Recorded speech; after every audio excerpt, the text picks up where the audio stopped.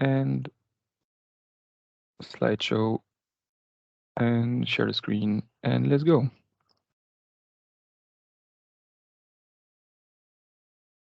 So I think you guys see my screen, right? Jean-Brieuc, you can, yeah, okay.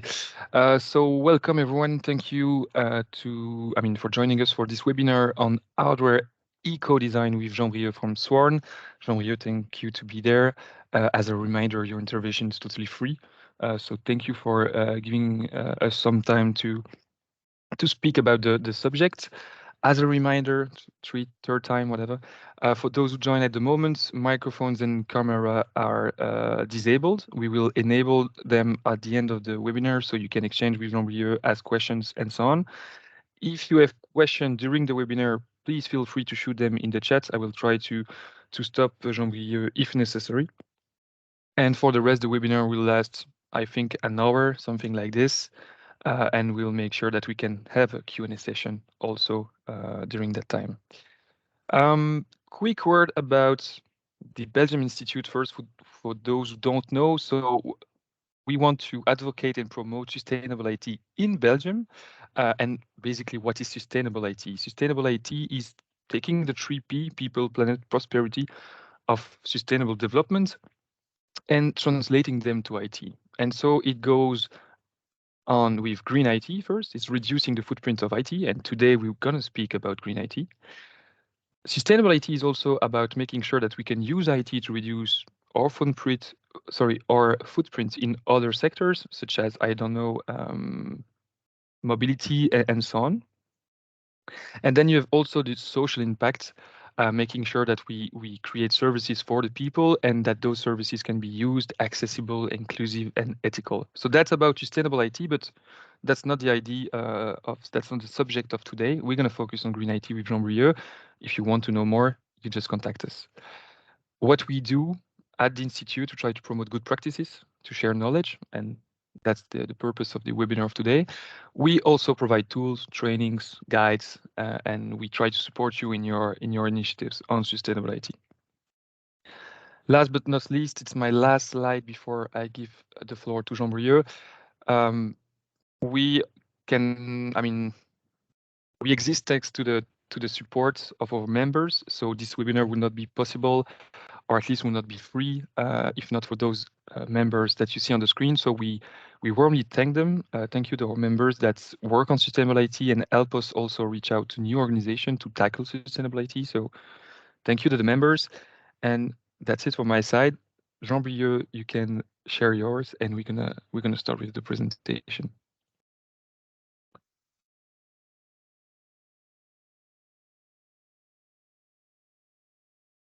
So before we start, should I launch the first question, Jean-Brieuc, or do I need to wait the second slide?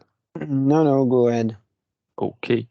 So yeah, during the presentation there will be some polls, some questions, some stuff that we will show you on the screen. So first one, and you should have it on your screen. So something will appear. On a scale from 1, futile, to 5, critical, what do you think will be the importance of product eco-design in the future? So you can all respond on the screen if you wish and send us the answer.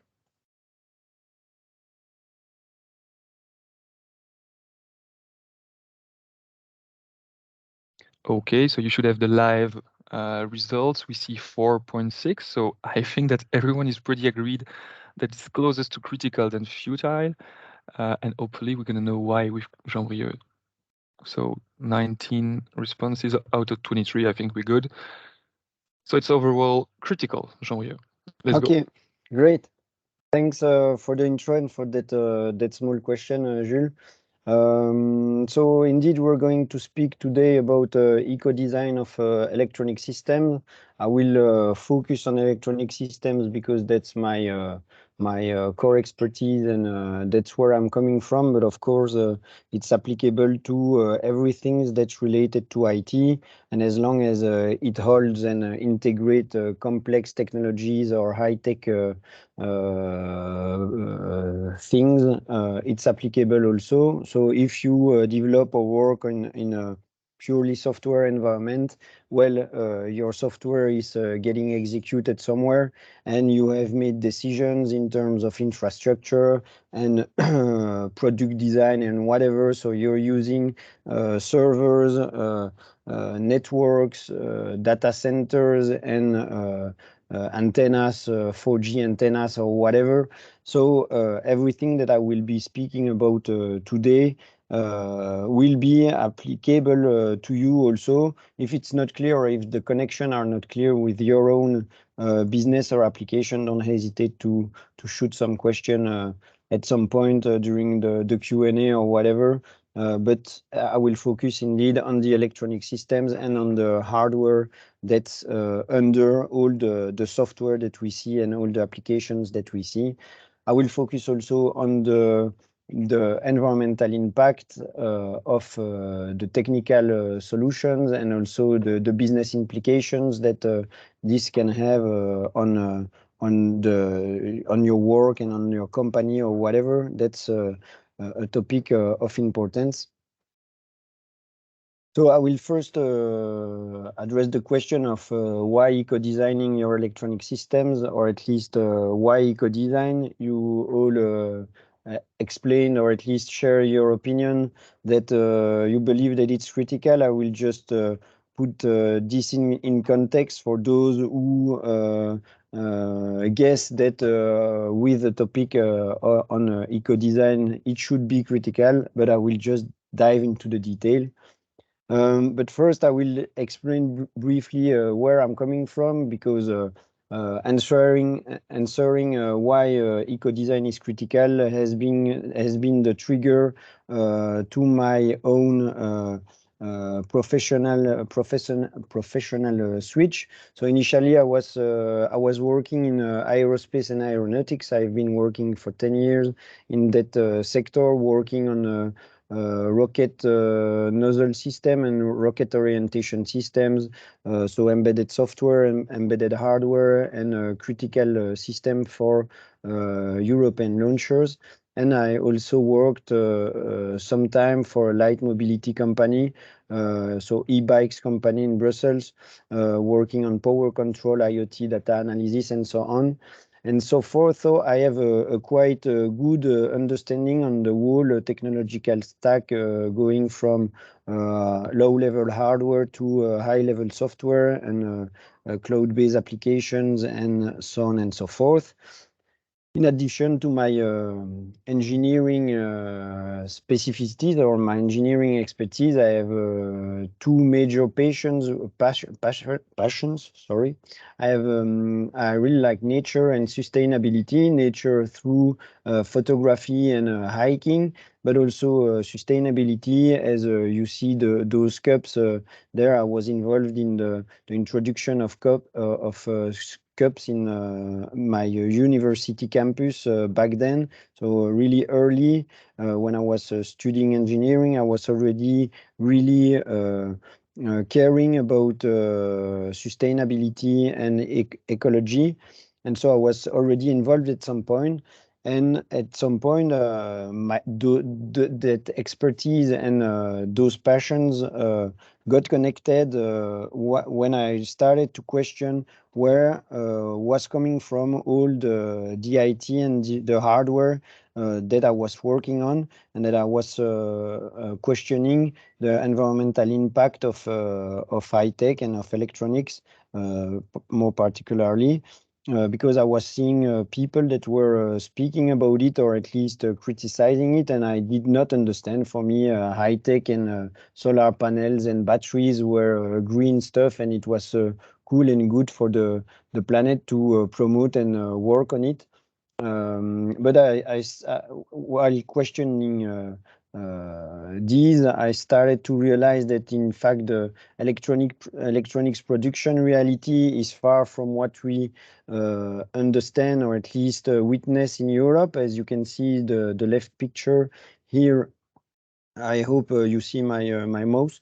The left picture here is depicting a toxic acid lake that has been that's appearing because of the refining process of rare earth in China. So of course, when it's getting dried, or when it's dried, the wind takes all those particles far away, and it's poisoning all the people around. So that's why there are areas around there that are called cancer village, because everyone is sick because of those materials. So that's one reality of the electronics production process that we don't see in Europe as users, major users of those technologies. And on the right, you also see the reality of the end of life of electronics. Here you see the Agbogbloshy waste, or the landfill,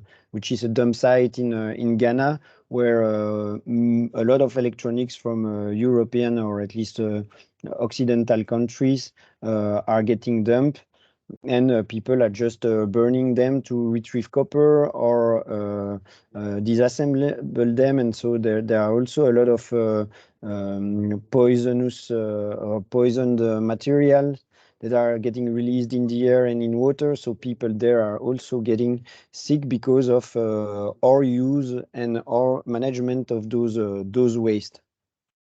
So that's a bit that was the trigger point that that allowed me to understand and question, okay, what was going on. And on a larger scale, if you de-zoom and take some hate from electronics design or electronics impact, you can see that our world, or at least that's my opinion, that our world is becoming more and more unpredictable and unstable because of the numerous crises that are popping up here and there. And these crises are making business thrive, or at least business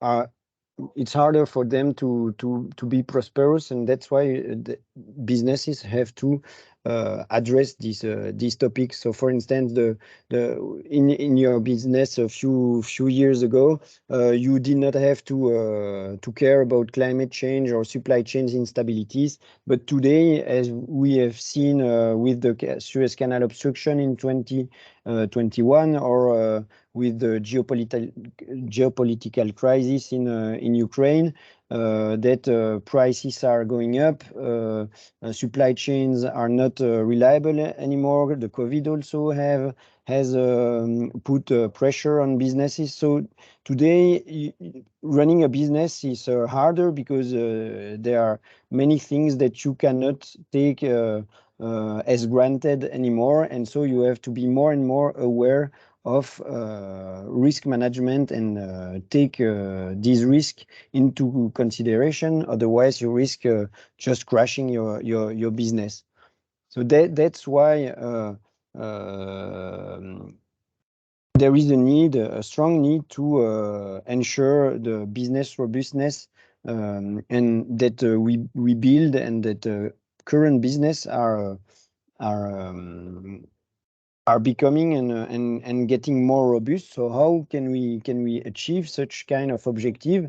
First, in reducing their dependence on global supply chains, as we've seen with our strong dependence on Chinese and Asiatic supply chain.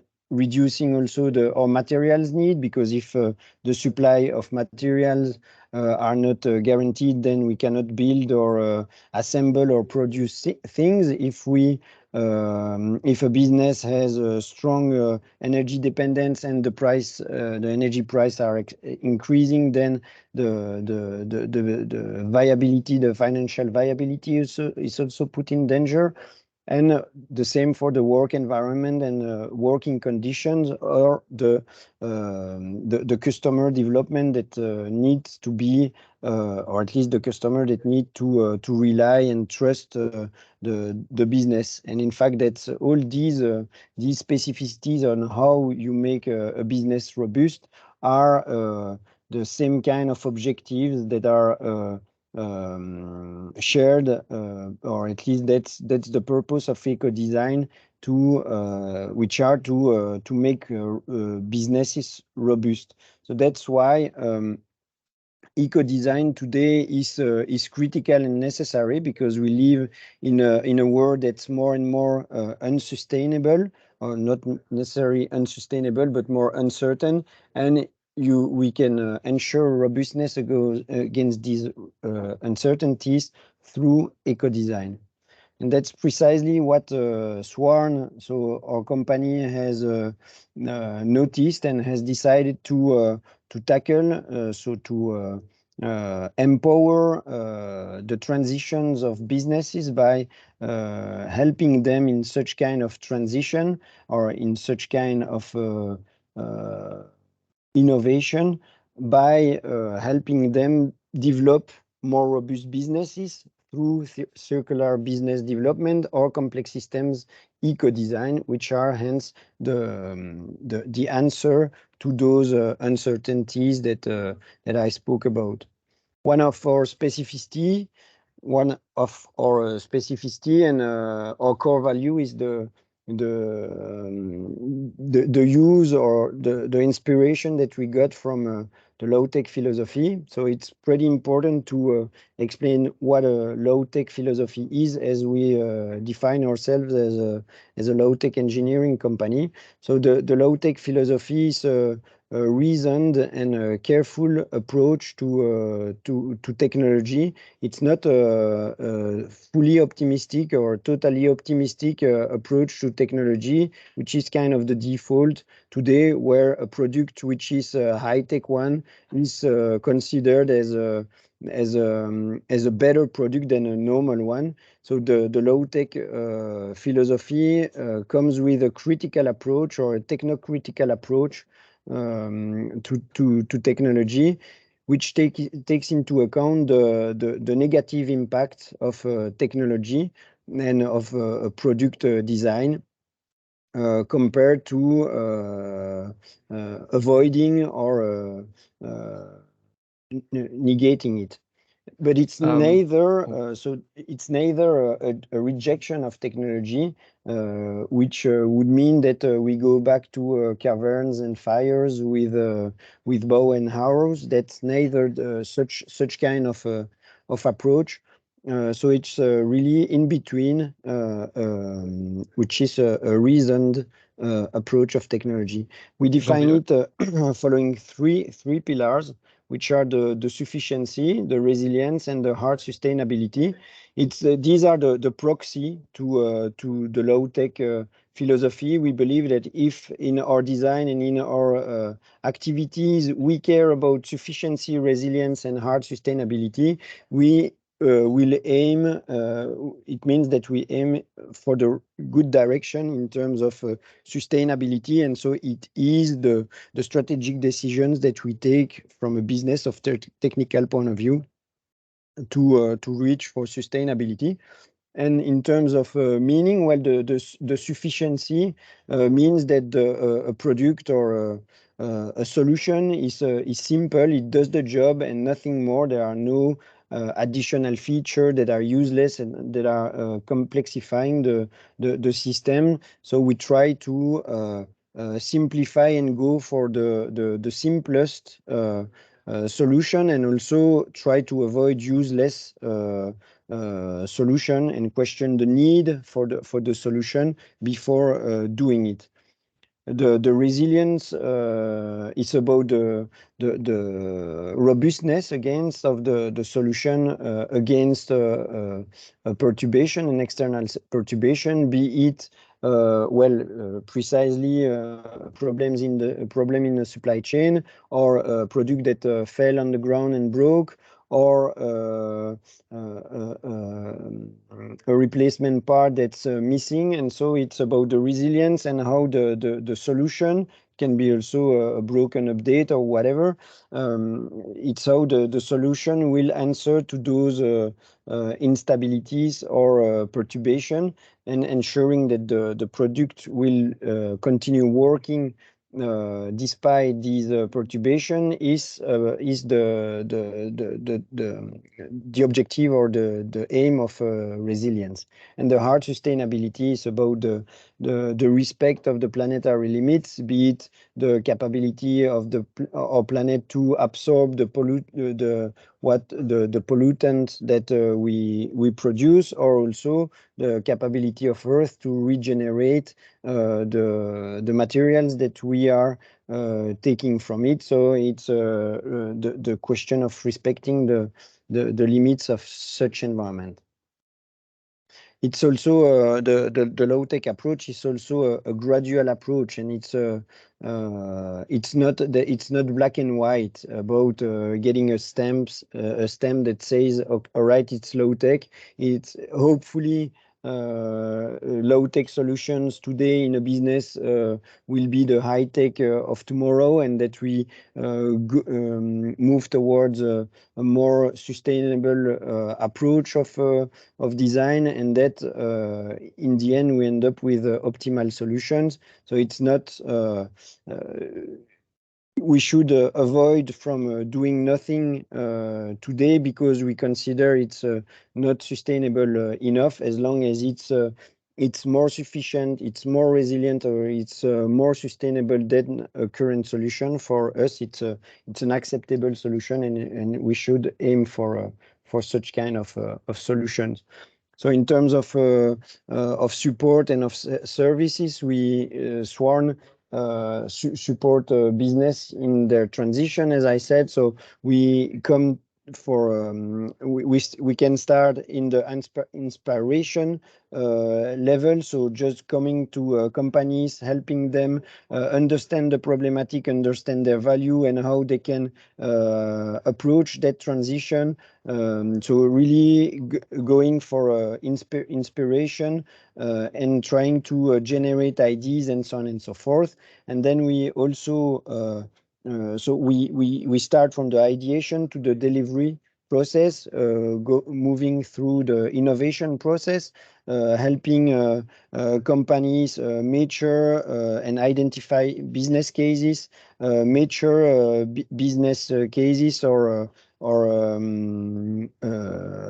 opportunities, business opportunities, through risk assessment or funding development.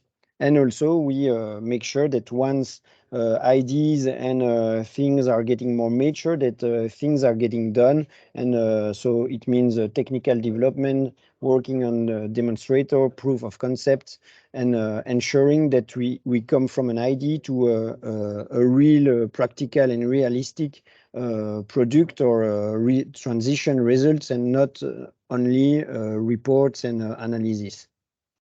Some of the activities that we have, or the projects that we have achieved, just a few to mention it. We have organized a conference and a bootcamp a few months ago with the Agence du Numérique in Wallonia, questioning the advantage of digital technologies in a circular economy. We have also helped move 360, which is a sportswear company developing new product and business made out of sportswear waste. We also work on the European eco-design regulation reduction with ECOS, and also work on some batteries, repairable batteries management and maintenance with Dorema.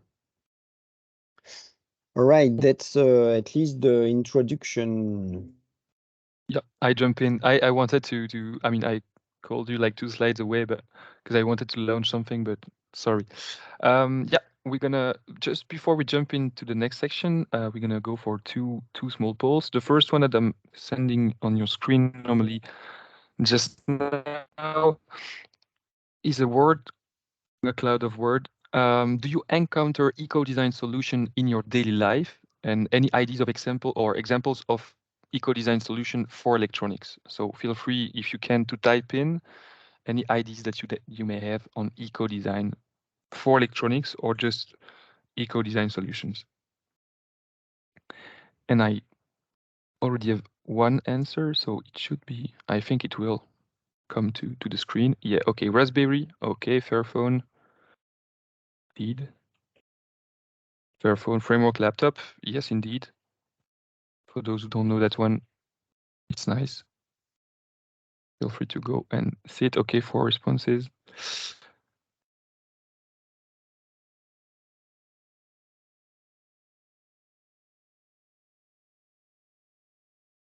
Linux, yes, and there are likes on it. Okay, 5 responses. I will give you the time to type in. Digitalization is seen as an eco-design solution. Okay.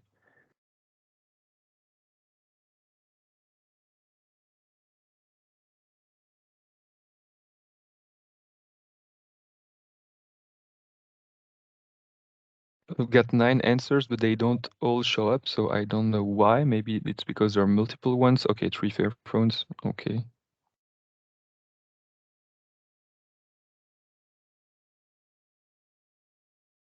Okay, we're gonna stop there for this one.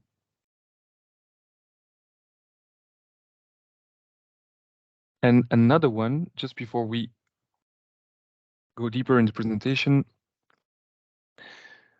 we also want your advice or opinion. On a scale from 1 incompatible to 5 compatible, how do you rate the compatibility of the low-tech philosophy to the current ICT markets? Again, feel free to answer.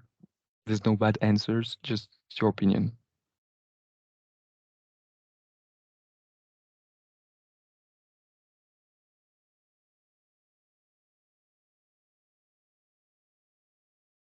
Okay, it's it's fairly low now. 2.4, 2.3. 13 responses, 15, 2.4, but it's basically in the middle. Jean-Brieuc, if you want to comment or to keep going. Yes, well, that's precisely what we're going to address right now. How now that the the landscape is set and the actors are placed, let's check how practically can we mix and blend the low-tech philosophy to electronics. That's precisely, as I explained, what we are doing at Swarn, and I will just share our opinion and our experience on the topic. So I'll start discussing a bit what's eco-design initially, what was it, what is it today, or what should it be, and how can we put it in practice. So eco-design, the initial definition from 1996, is about minimizing the environmental impacts, which are negative, of a product or something by integrating itself with living processes. That's a bit ancient, or at least initially that has been written by architects. It's a field which is far away from electronics. So a good or a better approach to eco-design for us is the methodology, the value hill methodology. The idea of the value hill is modeling the life cycle of a product through its 3 phase of use: the pre-use, which is the assembly, the production, the extraction of the materials, the sale, and everything that's between the extraction and the start of use by the user of any kind of product, hardware product, but it can also be a software product. It's just that it has a different pre-use phase, but in the end, for the hardware that's running it's similar. Then there is the second phase, which is the use phase, and the final one, which is the post-use phase. In a linear economy, normally at the end of the, or usually, unfortunately, at the end of the use phase, we do nothing, and we throw away the product here. The vertical scale represents the value, and the value of a product. So as it's getting built or gaining in complexity, it gains in value, and the top value, the maximal value of the product stays or lie in its normal use phase. The challenge of eco-design is trying to maximize a long time the duration in which we are in altitude, meaning that we should try to maximize the time at the maximal value, knowing that when we start degrading, recycling, or transforming a product, it starts losing value along the way. And the aim of the designer,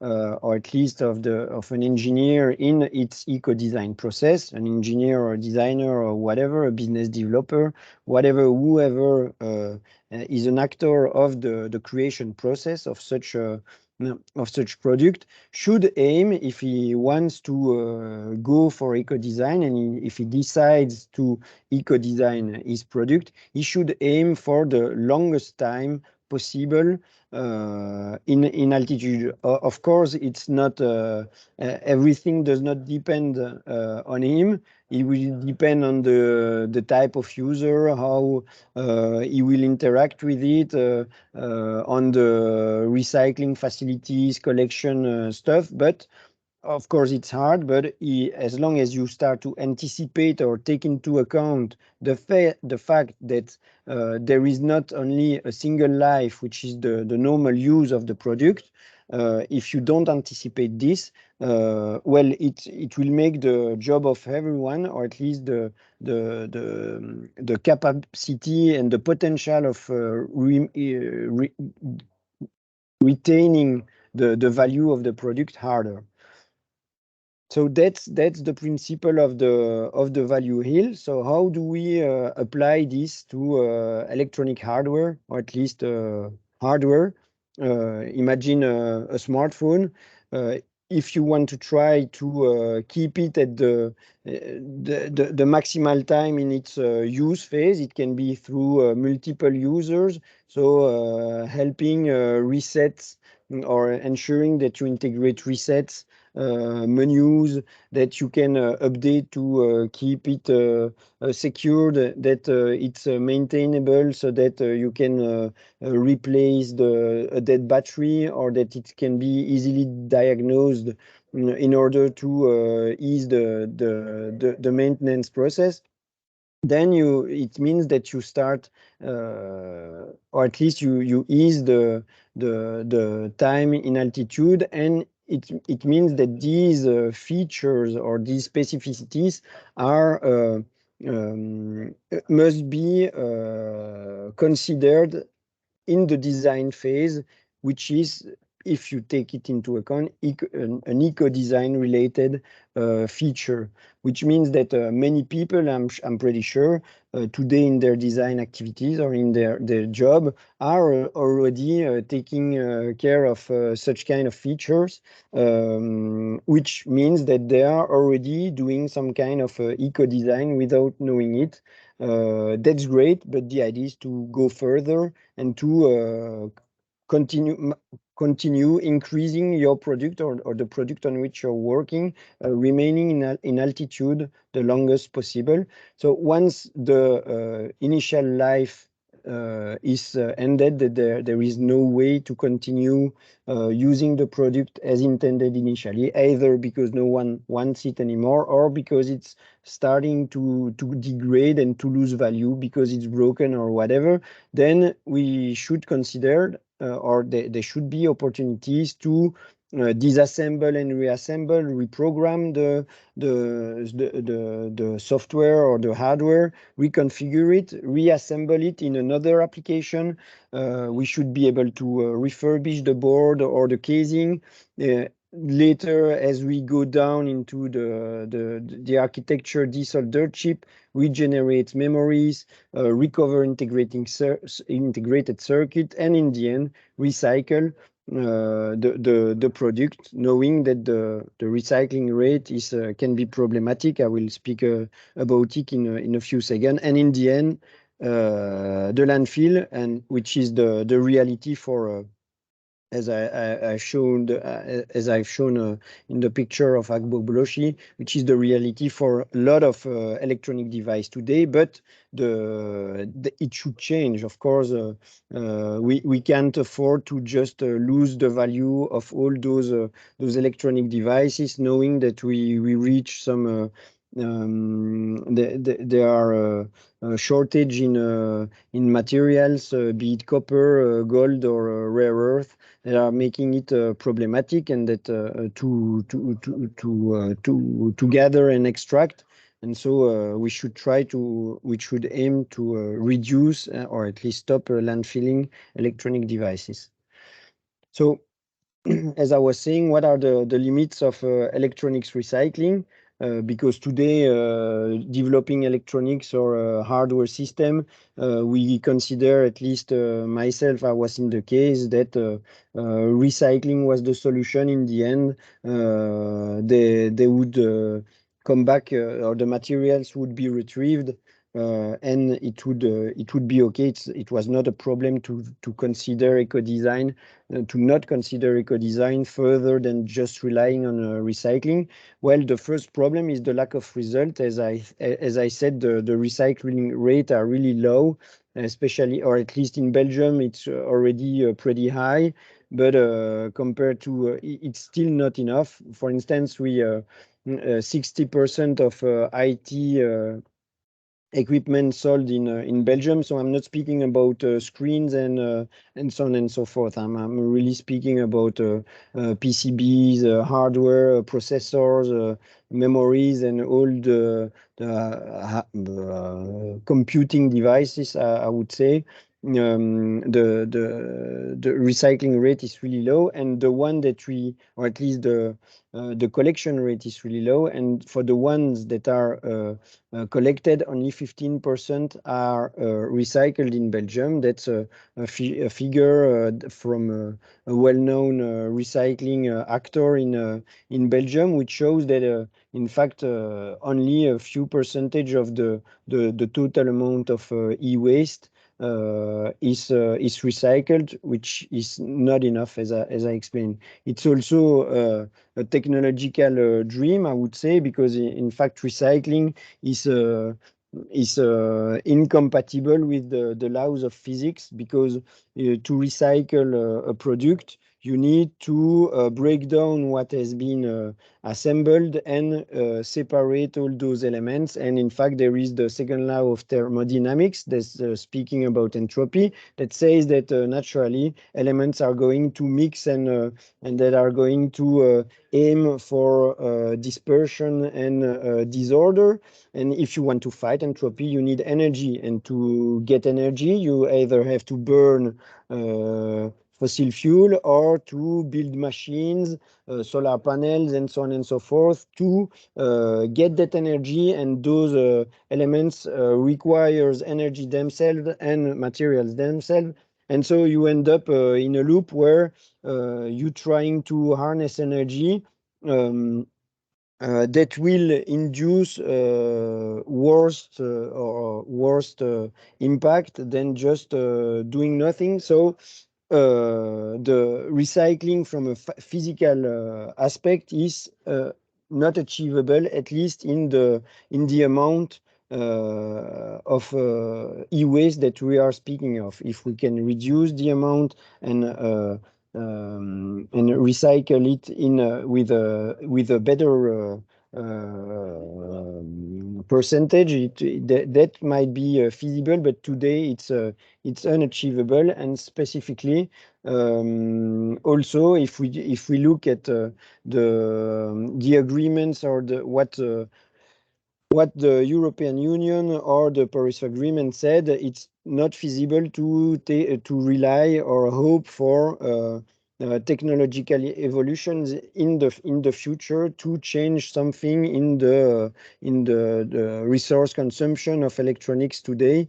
We don't have the time to deploy, produce, and start using such kind of evolution. We have to act now really fast. For instance, the European Green Deal aims for 55% of CO2 emission reduction by 2030. In 7 years, there is no way to industrially deploy a new technology at the scale of the world and of the IT production, or at least electronics production of today. So that's at least the conclusion and the reality of recycling electronics today. It's an utopia, especially in a world of energy scarcity. If we had energy for free indefinitely, that could be considered, but that's not the case, and not before 2030. So we should not rely on recycling to stay in the heights of the value hill, as I just explained.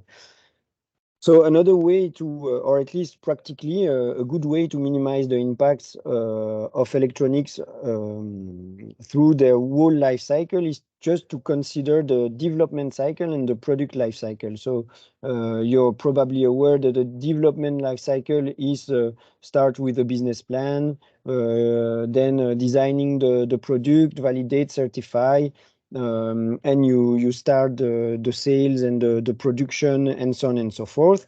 While the product life cycle, once it has been designed and that the production has been ordered, it goes from extraction for all kind of material, to transformation, to transport, use, and end of life. And of course, you can have multiple cycles between transport and transformation, going from materials that are more and more complex, and then assembled, used, and end of life of the product. Well, one of the reality of engineering, or at least or product design, is that the impacts are frozen in a really short amount of time of the product and development life cycle. It's through the business plan and the business model that a business owner or a business developer has aimed for, and through the design choice that engineers have chosen because often of the business choice that have been made, that one frees the whole impact of the whole product, even for its whole life cycle, even if it's not existing at all yet. And of course, depending on the supply chain that you aim for in order to reduce cost and so on and so forth, because the margin is not sufficient, you freeze everything. So that's why the eco-design part and thinking of it, anticipating it early enough is necessary in order to measure it, and then to take decision, or at least take action to reduce it. It should not be the first time right. It can be through multiple iteration, but at least starting to consider it is already a good point. So that's why eco-design is also an important approach to minimize things, because often later it's too late. Now, I spoke about low-tech and the low-tech philosophy. So how do you translate sufficiency, resilience, and hard sustainability in hardware design? Well, sufficiency, as I was speaking initially, is about questioning the need in the first place? Are you going to design a door for your cat, which is performing a face recognition of it, or in order to let it go in your house? Well, is it necessary? And seeing the environmental impact of all the technology that are embedded, I have some doubt. But so it's precisely questioning the need. Do you really need it? Do we really need it? Is it going to improve the situation in terms of sustainability of our planet and ecological transition, or is it going to make it worse? That's the kind of question that a business owner, or at least also an engineer, should ask himself, aiming at the lowest technological intensity possible is also important, because it's the environmental footprint of a technology is related to its complexity. So the more complex a technology, the more polluting it is to transform, gather, assemble its element. So that's why aiming for the simplest and lowest technology possible should be considered. And as I said, simplify, go straight to the point, and just develop something that does the job, and that's great enough, at least for the sufficiency. For the resilience, as I said, is about the robustness of a product to withstand a perturbation. So that's why considering repair, maintenance, reuse, refurbishment, remanufacturing, and aim for a local and social solution, meaning that having a local repair solution, or repair or local production facility should be considered also. And then the hard sustainability part is about checking the potential technological affluence. The technological affluence is the attractivity of a technology.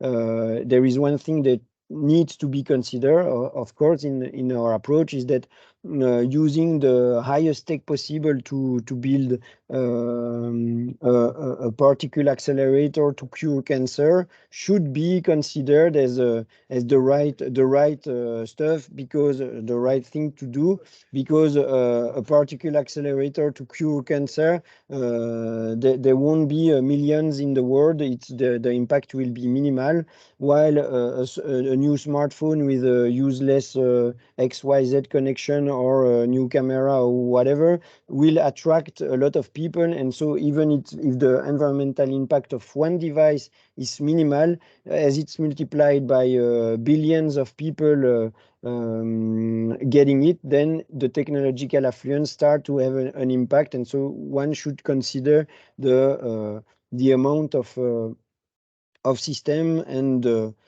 volumes that will be produced in the environmental consideration. Of course, aiming for a maximal durability, meaning having a product that's usable for the longest period is better. Aiming for lower end component, meaning that they will be a bit more simple, a bit less complex, is also good for the environment. And also potentially considering the energy and availability in mind is a good point, because tomorrow the energy grid won't be as might not be as stable, or at least ensure a continuous energy production as we know it today. And so having a system that's able to manage those loss of connection or loss of power could be considered. That's all for the eco-design approach, or at least the principles of eco-design. I hope it was clear enough. Jules? Yeah, I think it was. I have no question in the chat at the moment, so I guess we're good. I'm gonna launch another poll. It's again an idea of scale, so it should be appearing on your screen. On a scale from 1, easy, to 5, hard, how do you evaluate the effort of integrating eco-design principles in your work? So if you if you design products, services, marketing campaign, I don't know, do you think it's easy or pretty hard to evaluate, to integrate it in terms of the effort you need to put on the table? And we'll let time to people to answer. Already 9 of the 26 people, 10 answers. Yeah, seems at the moment 3.7, so seems pretty hard at the moment. Yeah, 3.8. It's close to 4, I would say. So we're gonna keep it open a bit. Yeah, 3.8 out of 5. Too hard to integrate. Okay, thanks for the answer. 3.7, yeah, around 3.7. Okay, great. That's interesting. Well, let's try to address it and provide some more practical and hands-on tips on how to easily integrate eco-design principles, and also on in the next section also how to ensure it's financially viable and attractive. So. One of the approach, or at least the most complex and also scientifically correct way to assess the environmental impact of a design of a product is the life cycle assessment. So there are several tools that are allowing to assess such kind of or to perform such kind of analysis. There are 3 that are provided. The most well-known are provided here. There is also an important thing that's necessary is the database, which is holding all the information about life cycle inventory, which are database identifying, listing, and tracking all the physical elements, chemicals that are emitted in the production process or in the transformation process, and so you need to model the life cycle of a product from the extraction to the use and to the end of life. And depending on the type, the modeling, you will have your modeling tool, which will, based on the data that are accounted in the database, that will model and and also, of course, depending on the type of assessment that you want to perform, it will calculate everything and assess depending on the amount of materials that you need, on the kilometers that are transported, or on the kilometers on which the goods are transported, and so on. It will condensate everything in several KPIs. The advantage of the method is that it's scientifically correct. It's relatively popular and it's standardized. The problem is that it's time consuming to perform. The licenses are expensive, and also that the data are not complete. It's a methodology that's relatively new. We speak about it, or it gains in popularity since for 5 to 10 years maximum. So the tools are 20 or 15 years old maximum, and the database are not always complete or representative of the reality. So you could end up in results that might not be perfect at all, but at least it can be a good starting point, because, of course, for me, the interest of or at least performing a life cycle assessment alone out of the wild is useless. It's only so getting a number of tons of CO2 emissions equivalent is useless. It starts to be interesting and actionable if you take it in or integrate it into an integrated or at least an incremental improvement approach, where you know what's your situation today and you aim for a better situation, or at least a better environmental emissions, or a reduction of your environmental emissions in the future. So an alternative is to, which is more straightforward and simpler, is to aim for a comparative life cycle assessment or a differential life cycle assessment. The idea, I just put you an example here that Swarn has performed for one of his analysis. The idea is that we compare an eco-designed solution. Here it's an electronic device that integrate discarded smartphone core. We compare it to a conventional solution, and we just list the architectural or the functional differences. So in the eco-design one, we have an additional we have a PCB that's coming from a discarded component. And to accommodate this element, we need some adaptation materials. So the new solution will have its own design, brand new. Everything is normal, but won't need the adaptation material. In the eco-design solution approach, the interest is that by reusing a discarded smartphone core, we save the emissions of a brand new element. So we start with a negative amount of CO2 emissions. The interest of that smartphone is that it has a detailed life cycle assessment that has been made and published. So that's why we can assess, and we could assess and get the value of the equivalent CO2 emission of different parts of the smartphone. And that's what we relied on to assess the difference. In the end, we demonstrate that taking into account a few hypotheses, that the eco-design solution saves around 18 kilo of CO2 emissions equivalent.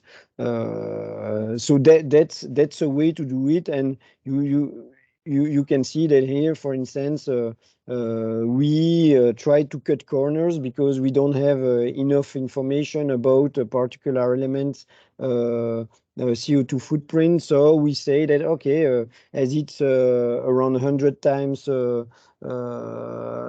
less performant than a complex circuits, we divide the CO2 emissions by 100. So what I mean is that there is a way to take a hypothesis and try to be representative of the reality.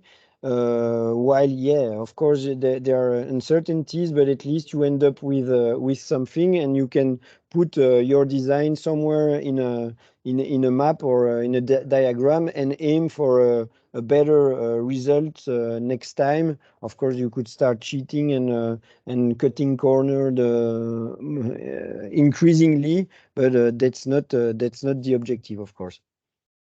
So differential life cycle assessment or comparative life cycle assessment is an alternative way to assess the impact of a design, and it's the interest. Well, the formal life cycle assessment, usually it can be requested for subsidies or public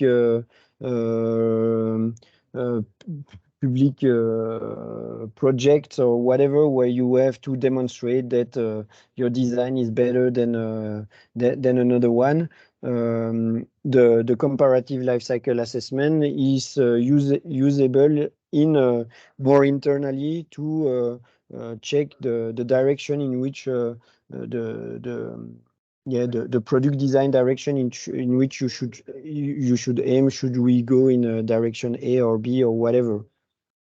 Another way to practical way to integrate eco design in your activities about well, considering the whole life cycle of a product, and if you remind the concept of the value wheel, addressing or integrating all these specificities or feature in your product design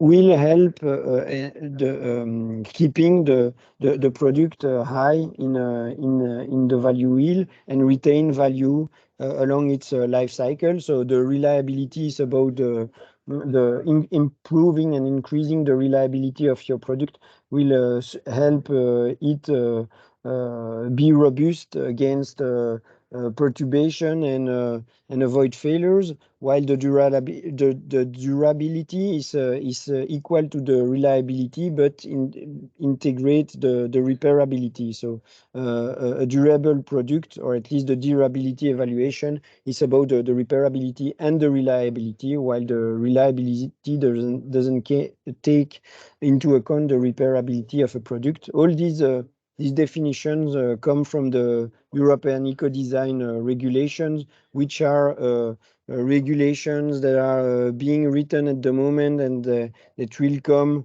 into force and be applied by product family and by type of product along the way. That's a work in progress, but it's good already today to take these into account, and to, if you're interested in eco-design, start looking at these aspects. So I will continue the list briefly explaining them.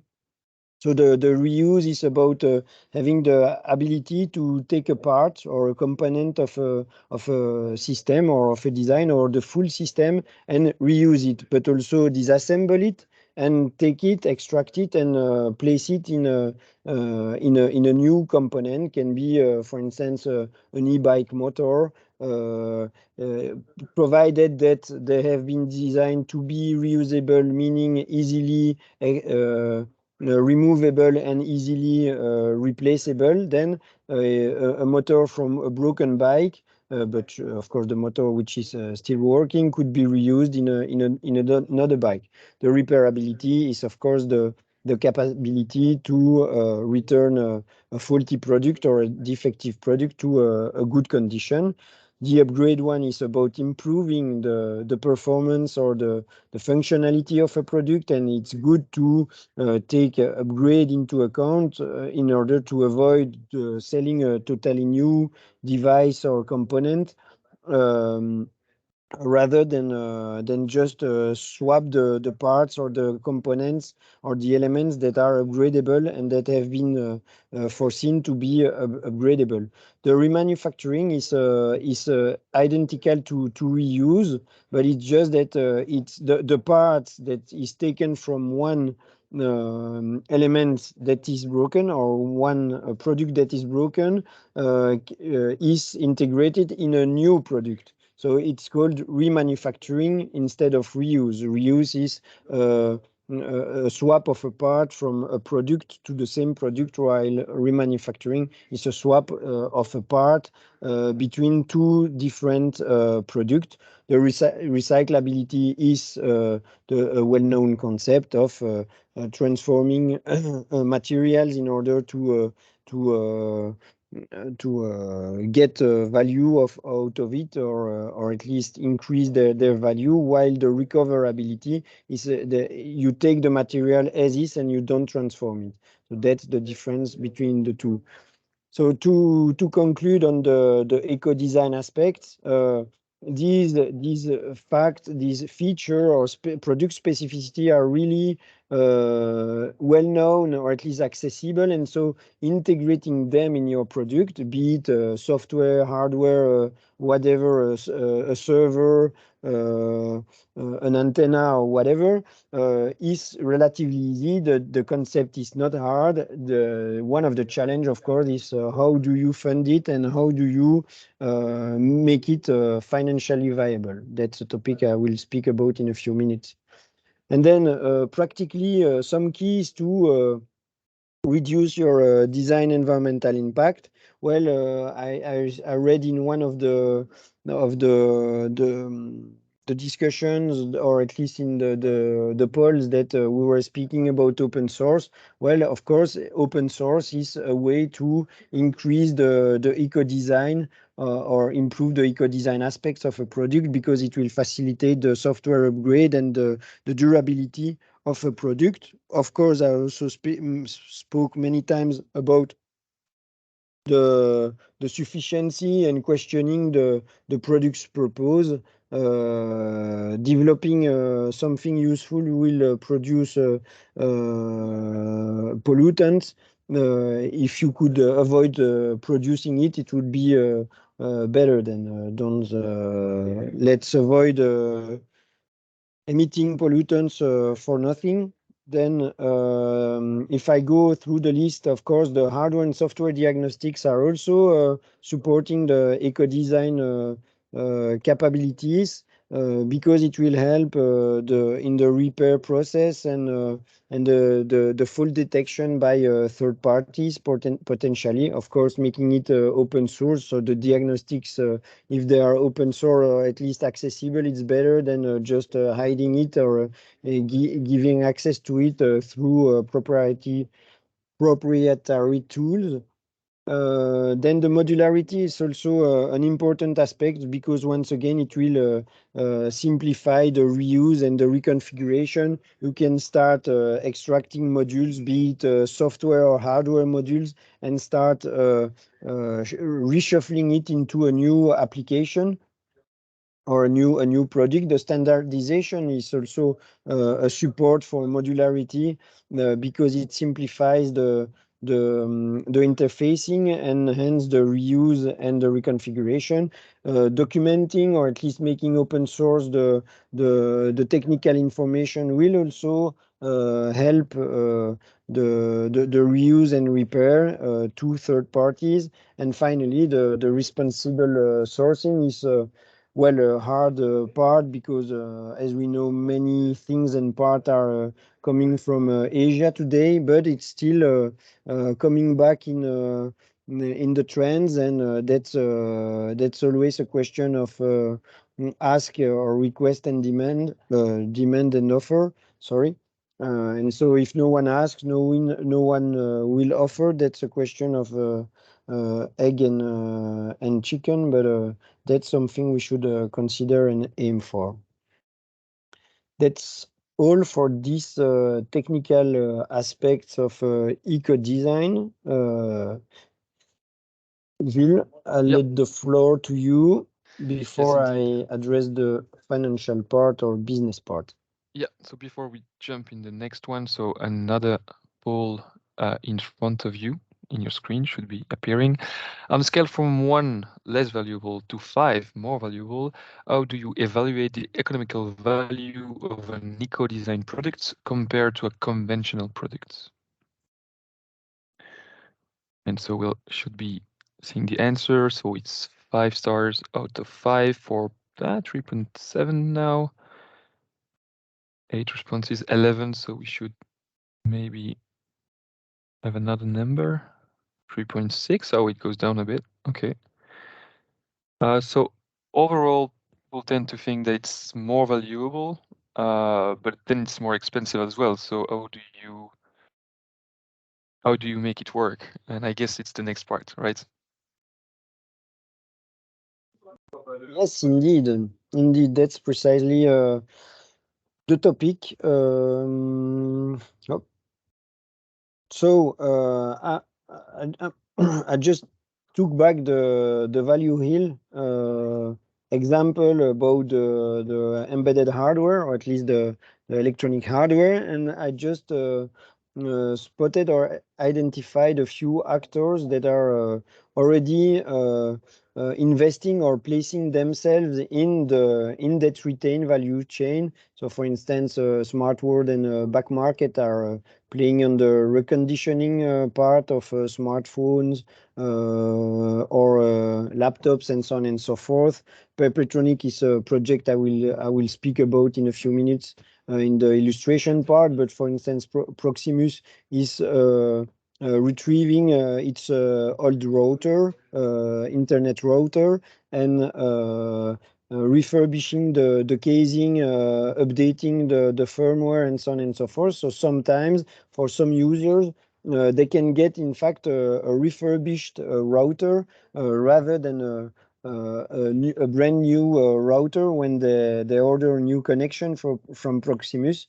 There are also research activities on chips desoldering or memories regeneration at UC Louvain, and of course, Umicore is a player on the recycling part of electronics, but provide with the numbers that I've shown, maybe there is no room for other players on the field. But at least what's interesting is that there are people and market shares that are getting taken, or at least that some companies are placing themselves on that value chain, which means that for some of them it's for a few years that they're here, so we can expect that it's financially viable.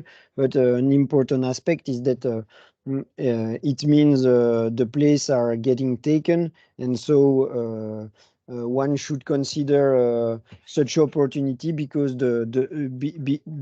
before it's too late.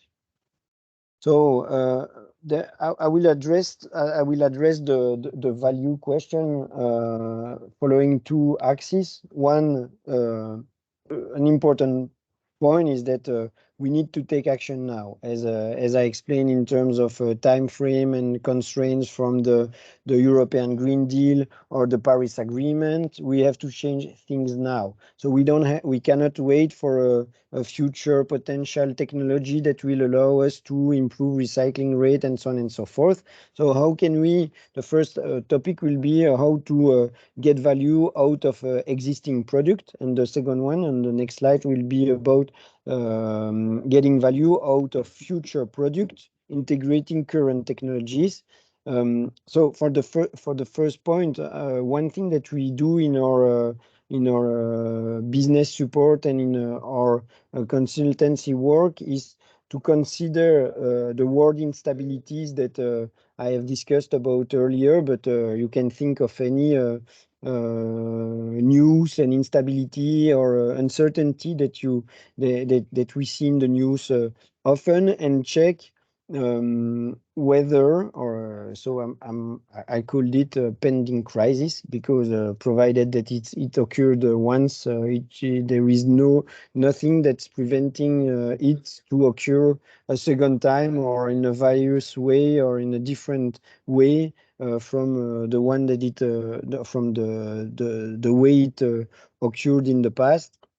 And so take the debt crisis and check what would be the impact on a product that you have decided to choose. And then by considering those kind of approach, or at least business problems, problems, check whether there are attractive opportunities where you can see that today maybe there is a solution, or it's a way to manage. Well, it's working, but tomorrow, provided that the crisis come back, and as we know that with the degradation and the restriction in resource availability and in climate change, that will make things change. Potentially, such product or such business case will change and will become unprofitable. And provided that you have identified the right opportunity and that you start building on that opportunity today, you could come up with an interesting business case to start elaborate. Of course, it's a question of time to market. Are you too early or on the right time? But at least that's a good way to start practicing and developing and considering financial viability of eco-designed businesses. So of course, once you have identified the most attractive opportunity, starting to develop it, or at least to identify a business model, elaborate a solution, and then identify actors on the field and potential customers, and then test and validate, which is about entrepreneurship and business development, is the usual way. But that's another topic, which is a complete webinar on its own. So I just give you some ideas or tips and tricks on how to get value out of existing product. There is the second part about, okay, what about tomorrow? I'm starting to develop a new product today. I don't want to take care of the waste of others.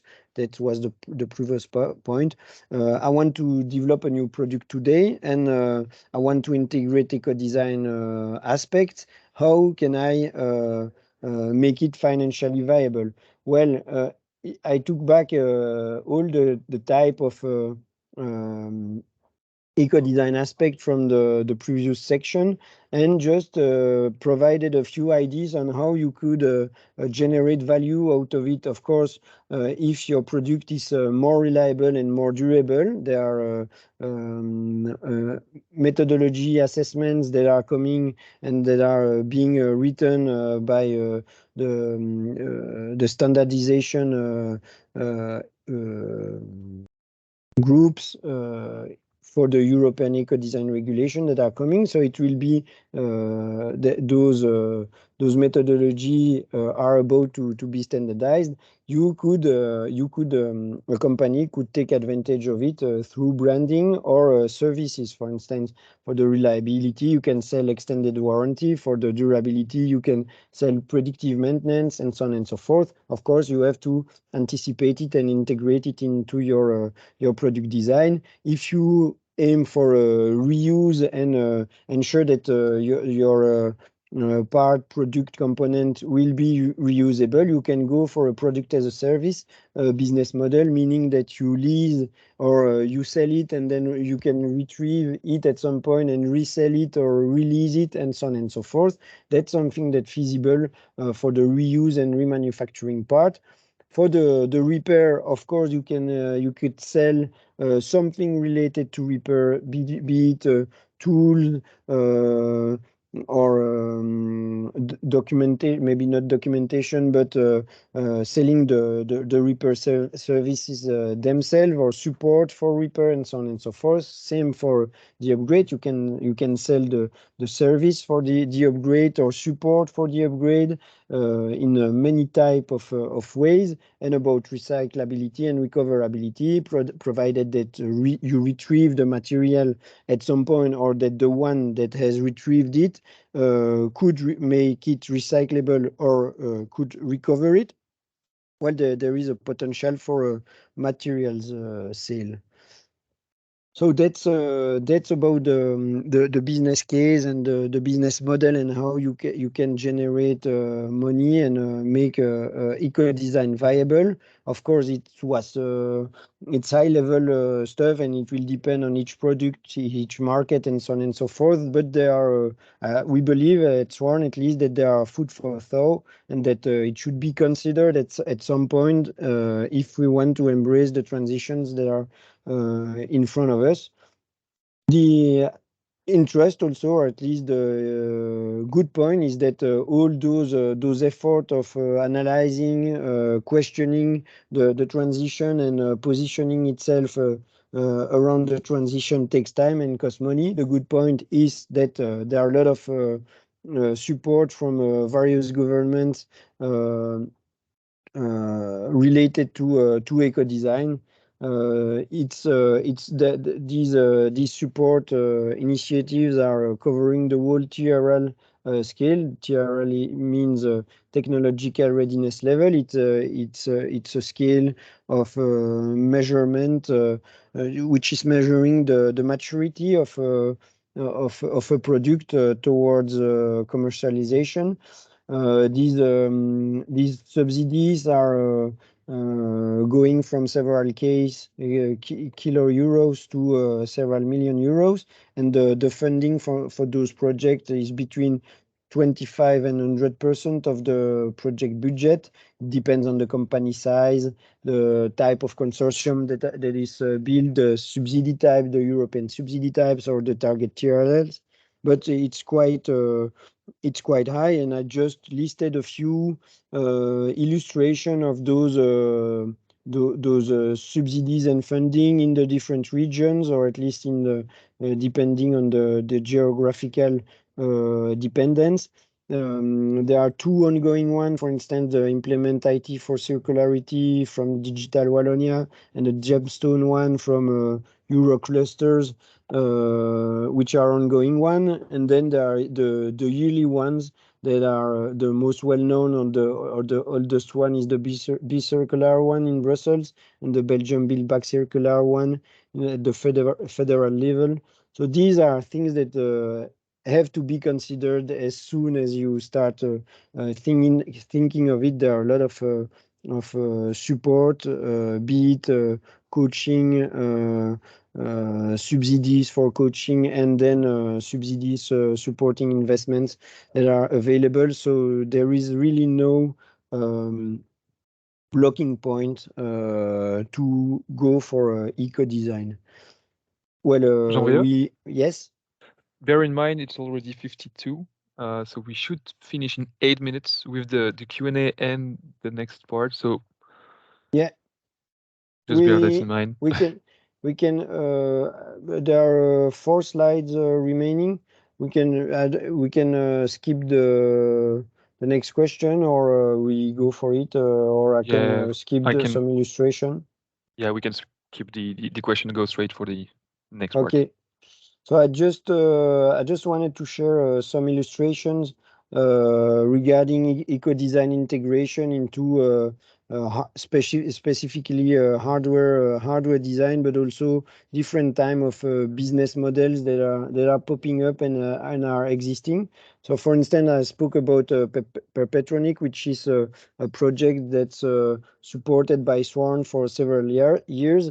So the idea of Perpetronic is that we have access to a stock of obsolete smartphones. We disassemble them. We retrieve the motherboard from the smartphone. We perform quality tests on them, and then we integrate them. We have designed Raspberry Pi 3 clones.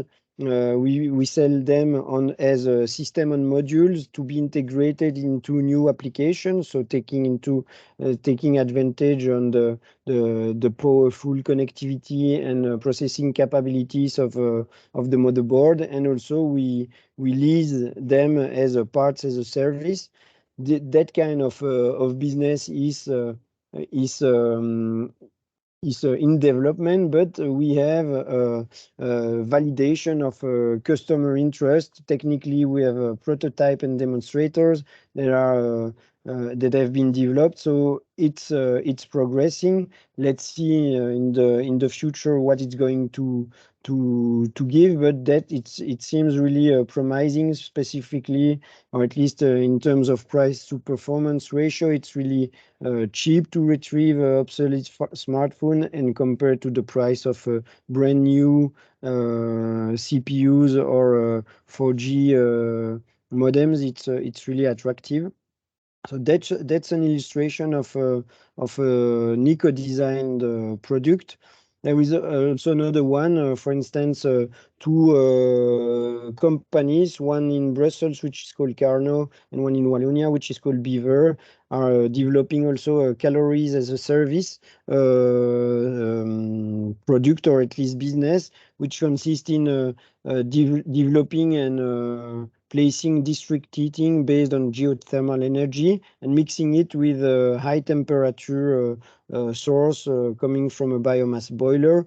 They place calorific consumption measurement, and then they take care of the operational support and maintenance, and they sell the heat and bill it on a monthly basis. And thanks to the heat that they are selling, they reimburse the investment, or at least the business model is a bit more complex than the direct sales model, but at least that's something that is convincing a lot of people in the construction sector. And so that's also the kind of as a service thing that is coming up, and that's interesting, and integrating IT related stuff. And finally, Charlie et Joie is also upcycling its coffee ground. They recover once they have sold the coffee grounds. They dry it, and then they transform it, or at least they have partnership to transform it into a biodegradable plastic, and to be used as a for meat smoking. The interest is that they're diversing their activity. Of course, in terms of branding, it's interesting, and that's also a really interesting approach, or at least of recycling, waste recycling approach. In terms of conclusion, well, I think we just spoke a lot about eco-design. I hope you understood, or you share, or at least consider my opinion in terms of uncertainties in regarding the world we're living in. That's why we should consider there as a business as usual as becoming risky. Eco-design is a real opportunity to fight those risks.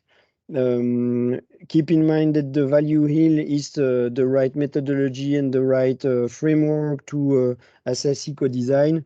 If you're an engineer, you don't need to wait or to develop special skills to integrate eco-design in your activities. If you're a business developer, it's time to move and check what are the opportunities in your field, because innovative actors are well present, and you shouldn't wait too much.